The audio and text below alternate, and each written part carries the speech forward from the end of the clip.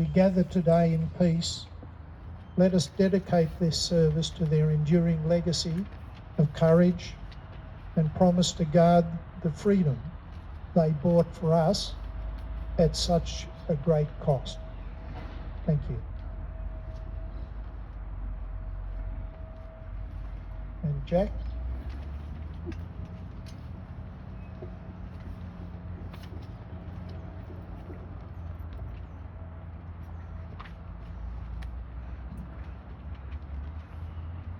Good morning, ladies and gentlemen.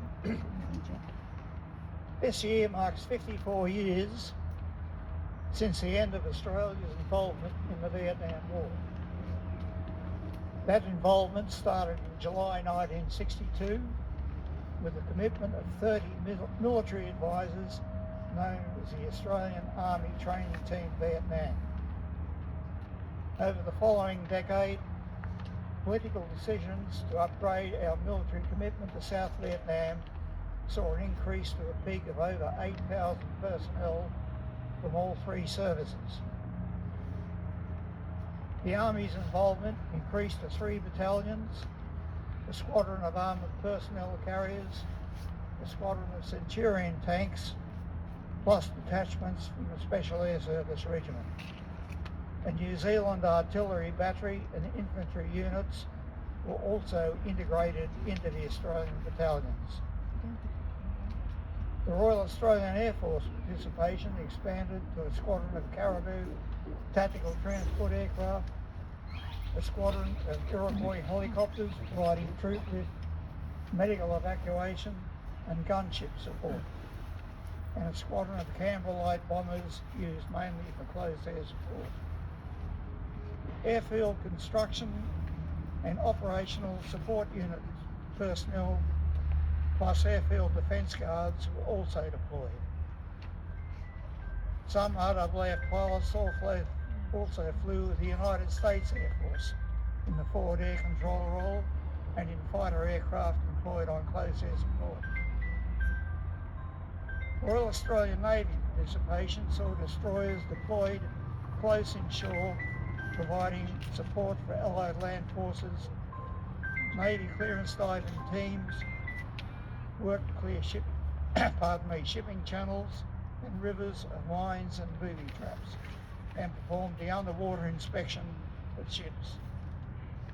The Royal Australian Navy helicopter flight Vietnam provided tactical airlift and gunship support to Australian and Allied forces.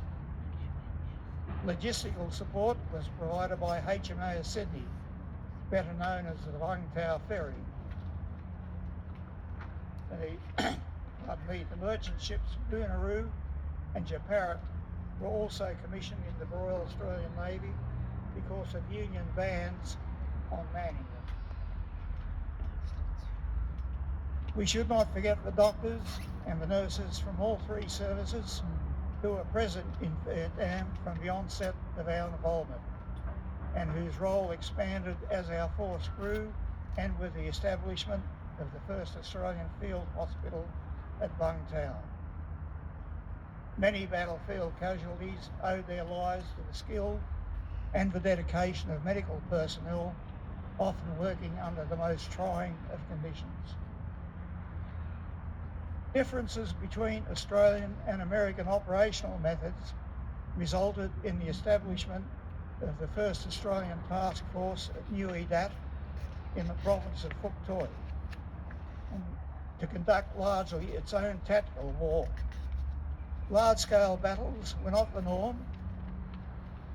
More typical were company-level patrols and cordon and search operations.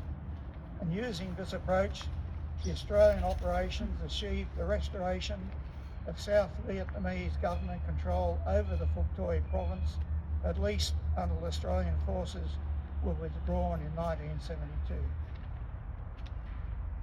Although company-level patrolling was the norm, large-scale battles did occur. And perhaps the best known is the Battle of Long Tan, which Jim just mentioned, took place on this day 60 years ago, 18th of August 1966. 108 soldiers of B Company, 6th Battalion Royal Australian Regiment, and a handful of New Zealanders from a New Zealand artillery battery serving as infantry encountered a force of some 2,000 Viet Cong and North Vietnamese regular troops in a rubber plantation near the village of Long Tan. The ensuing battle, fought during a tropical downpour, was one of the fiercest fought by Australian soldiers.